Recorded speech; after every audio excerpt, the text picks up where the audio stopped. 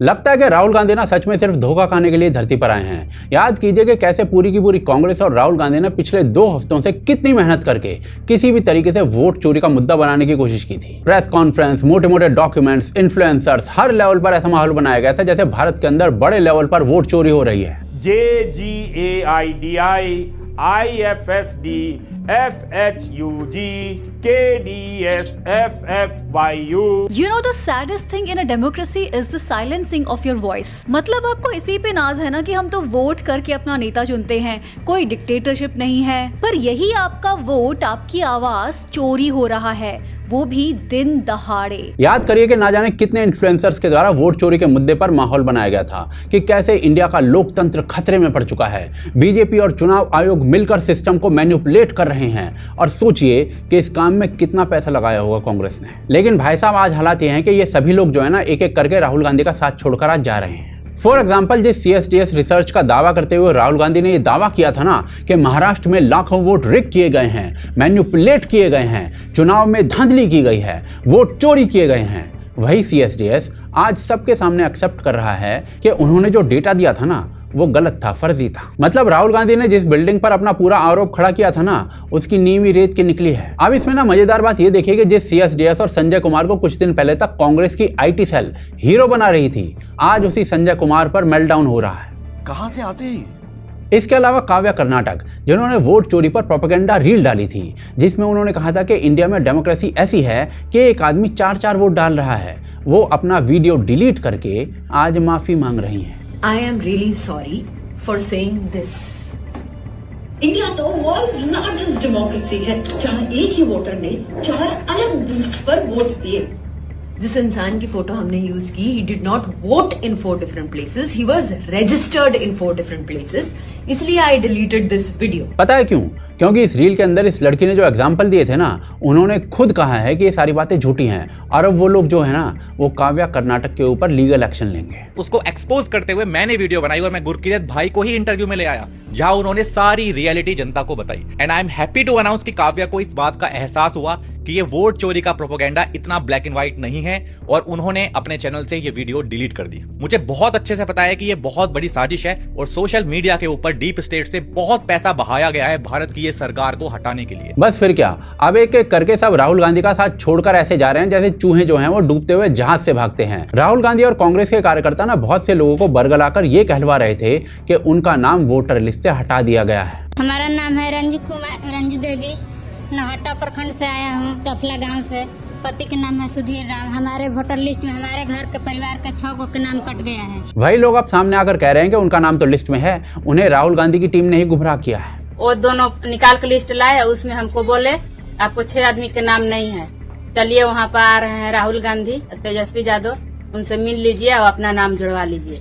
तो हम लोग देहात के औरत हैं, गंवार लोग हैं, जो जैसा कहता है वही न सुनेंगे। हम लोग गए वहाँ, तो वहाँ भी बोला उन लोग बोलना राहुल गांधी से कि हम लोग के 6 आदमी के नाम नहीं है, पुराना लिस्ट में था, नया वाला में नहीं है।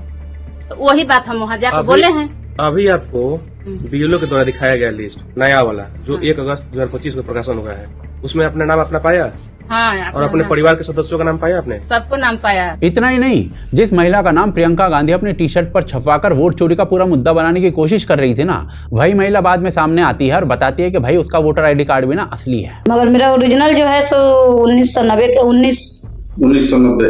15/7/1990 का जन्म है मेरा। अच्छा। मेरा नाम तो मिंता देवी है, पिता श्री परशुराम सिंह, घर बाजितपुर, थाना गोरिया कोठी, जिला सिवान। और जब ये सारी चीजें होने लग गई थी तो राहुल गांधी को लिखित सबूत देने के लिए कहा गया चुनाव आयोग के द्वारा 7 दिन का टाइम देते हुए। बोला गया कि या तो हलफनामे पर सबूत दो या फिर देश से माफी मांगो। हलफनामा देना होगा या देश से माफी मांगनी होगी, तीसरा विकल्प नहीं है। आपके माध्यम से मैं ये भी कहना चाहता हूं, अगर 7 दिन में हलफनामा नहीं मिला तो इसका अर्थ ये सारे आरोप निराधार हैं। लेकिन गेस व्हाट, राहुल गांधी और कांग्रेस ने अब तक एक भी पेपर का सबूत सबमिट नहीं किया है। पता है क्यों? क्योंकि उन्हें खुद पता है कि सबूत 0 है। राहुल गांधी ने बयान दिया था कि भाई मैं बोल तो रहा हूं, मेरा बोलना ही ओथ के बराबर है, मेरा वचन ही है शासन। लेकिन लोकतंत्र में सबसे बड़ी दिक्कत यही होती है कि भाई साहब, हवा में बात करना और लिखित सबूत देना दोनों ना बिल्कुल अलग अलग चीजें होती हैं। और यही खेल जो है वो राहुल गांधी खेलना चाहते हैं। लेकिन डीप डाउन उनको भी पता है कि उनका हर दावा हवा हवाई और झूठा है। उदाहरण के तौर पर उनका एक दावा देखिए, उन्होंने कहा था कि भाई जिनके वोटर आईडी पर घर का पता 0 लिखा हुआ है ना, वो नकली वोटर हैं। लेकिन चुनाव आयोग ने ना प्रेस कॉन्फ्रेंस करके पॉइंट बाय पॉइंट क्लियर कर दिया कि भाई साहब ये जो हाउस नंबर 0 है ना, ये कोई स्कैम नहीं है, बल्कि एक 2013 से चली आ रही प्रक्रिया है जिसमें बेघर यानी कि होमलेस लोगों को या फिर बिना रजिस्टर्ड एड्रेस वाले लोगों को वोट देने का अधिकार दिया जाता है और उनके घर का नंबर 0 रखा जाता है। दिल्ली के शेल्टर होम्स में रहने वाले लोग जो है ना, वो इसी प्रोसेस के जरिए रजिस्टर्ड हुए हैं। और सबसे बड़ी बात, खुद सोनिया गांधी की अपनी संसदीय सीट रायबरेली में भी ऐसी एंट्रीज हैं। तो इसका मतलब क्या है कि राहुल गांधी की मम्मी जो हैं वो फेक वोटर्स के थ्रू जीत रही हैं। असल में जिस चीज को राहुल गांधी ने सिस्टम का सबसे बड़ा फ्रॉड बताया, वो असल में डेमोक्रेसी का इंक्लूसिव एफर्ट है। अब यहाँ पर सवाल उठता है कि राहुल गांधी ऐसा क्यों कर रहे हैं? पता है जवाब क्या है?